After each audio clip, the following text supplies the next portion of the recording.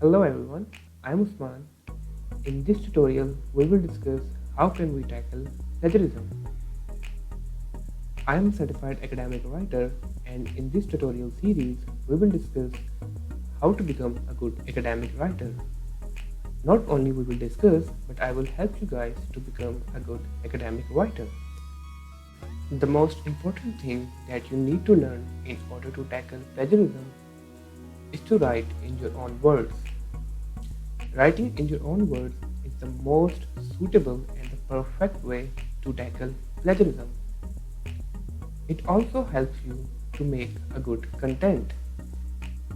However, if you are not good in writing in your own words, I will help you guys here.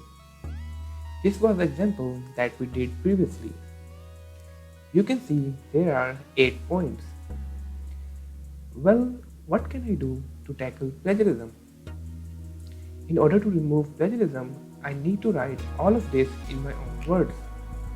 For example, the first line is write every day. What should I do to avoid plagiarism? I should say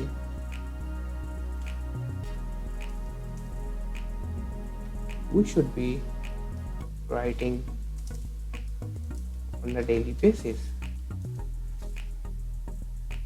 This is my own wording, or we should say it is rephrasing as well. If we see the second point, it is read every day. To tackle plagiarism, I can write one should try to read on a daily basis. You can see the wording has been changed. This is what we say rephrasing is. We can also call rephrasing as writing in your own words.